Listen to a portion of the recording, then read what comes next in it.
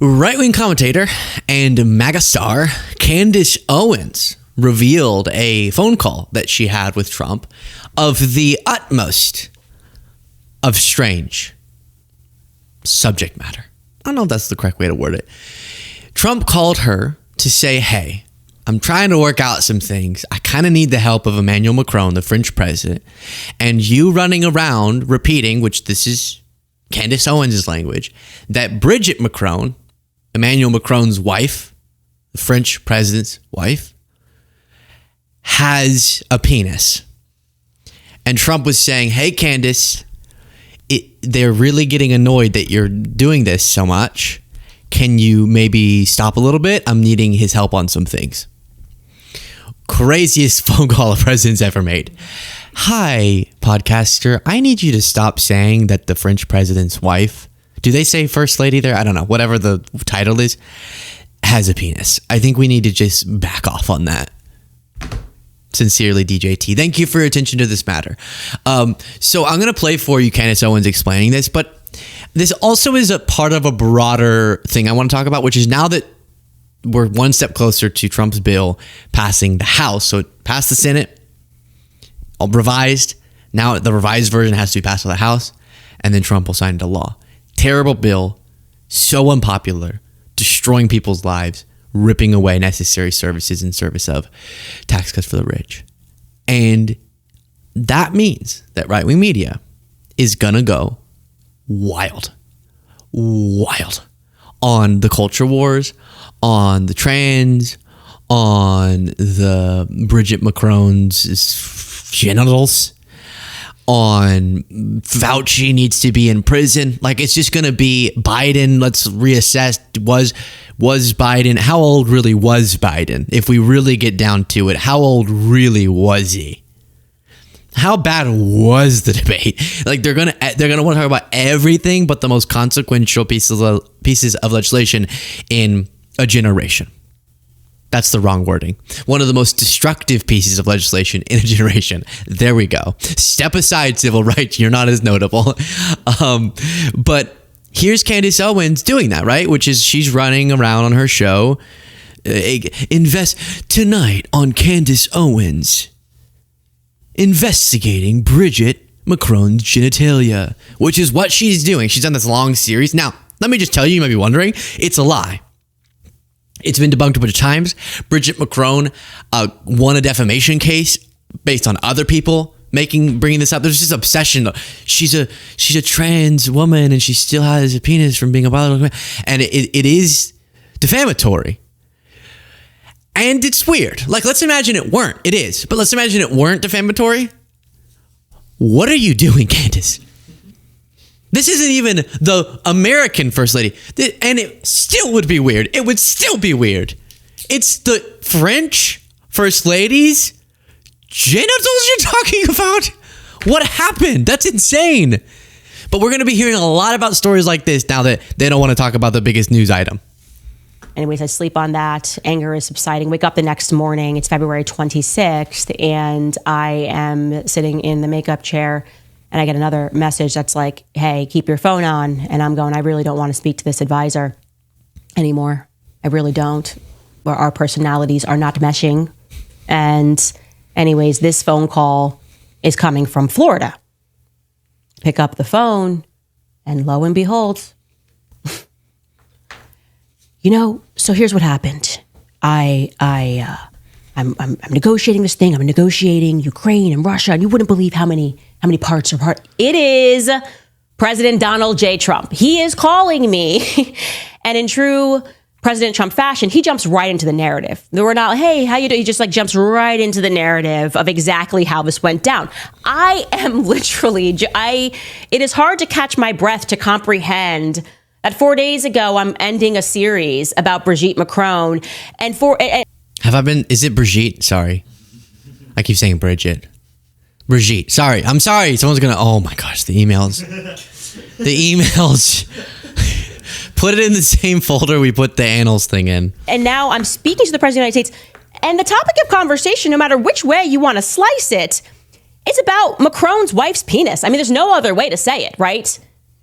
And so he just jumps right into the narrative. He's like, I'm negotiating. You wouldn't believe how many pieces this person wants this person, and this person wants this. And you have no idea how much is involved when you're trying to get one of these deals done, Anyways, I have Macron. I like Macron. We're speaking at the White House, and I'm walking him to his car. And, he says to me, Mr. President, can I speak to you for a second? I say, of course you can speak to me about anything. What's going on? I think my impression's better. Of course you can speak to me. Wow. Speak away, Emmanuel. When you grab my hand. You're my daddy. Oh, I want to say that. There we go.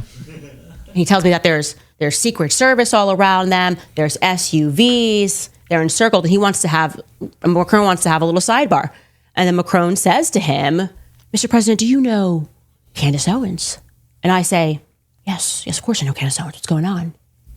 And then the president says to me, you must be a very powerful person, Candace. We're talking about the president of France taking me aside to talk about your podcast. And then continues his narrative, and he tells me that Emmanuel Macron is requesting to his face that I stop speaking about his wife. And one of the things Trump said is like, he tells me, she's old, and this is really, really impacting her. Yeah, so the whole I'm sure it's in France too, the whole French and American right wing, every time Macron's in the news cycle is Brigitte's penis, right? Over and over again. Y'all are creepy. I try not to go, how people make the point that few people have witnessed a movement as concerned with just genitals in general as the MAGA movement. Like Nancy Mace is wanting to do genital checks every time you go in the restroom, and Lauren Boebert's up in there somehow. And they have teams of people monitoring the Capitol bathrooms just in case, just to check. And then stuff like this, which what even would the consequence be? It's a lie. I just want to make that clear, because sometimes these narratives get going, but even if it weren't, who cares? Who cares? It doesn't make any sense, and it's a lie. And so, but I try not to say, sometimes people bring up, like I just did with the bathrooms, sometimes trans subjects, the way that MAGA talks about it becomes very genital obsessed. But I get, if you're just talking about trans sports or something, I'm not going to accuse you of, you're obsessed with genitals, aren't you? Oh, you want to see? I'm not going to do that, I promise. I get that we can have nuanced conversations about trans topics and not instantly devolve into, you're a groomer, well, you obsessed over genitals. That's not going to get us anywhere. I get it. What do you call this, though? What do you call this, though? That there are Candace Owens has gone on all these interviews, and people are like, now tell us about Brigitte Macron's penis. Why are we doing this? It's creepy. If she weren't a public figure, you would just be a sexually harassing stalker. And I'm listening, and he's, in one of Trump monologues, he's very funny. And then he said, I saw her, Candace, I saw her up close. And she looks like a woman to me. I had dinner with her at the top of the Eiffel Tower. And I explained to him that she has had this amazing doctor who specializes in transgenderism surgeries or feminization procedures. I'm talking to the President of the United States about this, guys. This is crazy. This is wacky. But I'm just giving it as good as I get. I'm just trying to get him to understand the truth. And then I explained to him why I don't feel so great about this request, because that's the more important part. You are requesting that I really, and despite your reasoning, which is very sound, that I stop telling the truth. Yeah. And I said to Trump, nobody. My microphone just attacked me, sorry. That just scared me. Nobody is going to tell Candace Owens she can't tell the truth. You have flocks of people. Get a load of the bravery of Candace Owens. You have people upon people saying, Candace, stop being a creep and talking about the French president's wife's penis that she doesn't have. And I say, I will... Just like Martin Luther King Jr., I will not stop telling the truth, even in the face of adversity. And I will be honest that at that moment, I realized that one day this is going to go into my autobiography. And so I got to say something funny. And I said to him, respectfully, Mr. President, it's not my fault that he married someone with a penis. He then tells me, we're really close to getting this thing done. We're really close to getting this thing done. He tells me again, Macron's been really good to me. He's been very easy to work with us. He's been a good person. He just wants me to get this one thing done. And he throws in the art of the deal type stuff. He starts complimenting me. He said, Melania loves you. She says, you're so beautiful. She thinks you're so beautiful. I said, thank you, Mr. President. Thank you, Mr. President. Compliments will get you everywhere in life is my mentality here. And then I say to him, what I've agreed to already in the back of my head, I say, look, I'm happy to do this for the short term. Obviously, I don't want to have on my conscience that less Christian men could have died in the East if I just shut up about something. But I'm very clear to him that. Yeah. I'm sure what's withholding the Ukraine-Russia peace deal is that was a crazy pause. Sorry. I'm sure what's withholding I'm sure what's keeping Putin's. Gosh, I wish I had a Putin impression. Let me think. Fine, I won't. Okay, fine, I won't. Jaden. Fine, I won't. I'll just do my voice. I would stop invading. I would stop invading Ukraine if it weren't for Candace Owens exposing Emmanuel Macron's wife's penis that she doesn't have. This is going to be short term. And that I fully expect that in a few months, I will be able to speak about this. And this is the point of the conversation where it actually gets quite interesting because he says yes. And I am now adding to you what I sensed. Like he was about to commit to that, but then it felt to me like someone in the background was like, no, we need this conversation to stop altogether. And then he doesn't say no or yes, but he just says, that he really needs to work with Macron long term and they have this long working relationship. And I was very clear, this is not long term for me. Like if you're close to this deal, ink it, let's get it done. And then he sort of offers at the end, he says, hey, maybe I can come on your podcast one day. I'm great for ratings. You're so Trumpian to give yourself a compliment. So I gave him the Trump right back. And I say respectfully, Mr. President, I'm apparently good for ratings too, because you've got a leader of a country, the president of the country, asking you to ask me to do a favor. So then we end the conversation. Maybe Trump, despite how horrible he is, even Trump is like, wait, why is she obsessed with this? This is weird. Did I say click the subscribe button? I feel like I'm forgetting so frequently. It's free, right? You just like that. It makes that sound. You click it. It's free, but then YouTube suggests videos to you because you can't miss this, Like, what would you have done today? How could you have been happy today if it weren't for hearing from Candace Owens about her phone call with Trump, about Trump hearing from Macron that Macron's wife doesn't have a penis and that Macron wants Candace Owens, an American podcaster, to stop talking about it because it's creepy and it sparks a lot of insane backlash and threats and weirdness, and Trump is denied by Candace Owens. What would you have done if you couldn't have heard about the story? And maybe you wouldn't have seen it if you weren't subscribed. Well, you did see it, so maybe you are. Very confusing. Here is Robert F. Kennedy Jr. To my point about Here's Bobby weighing in on Emmanuel Macron's wife's genitals.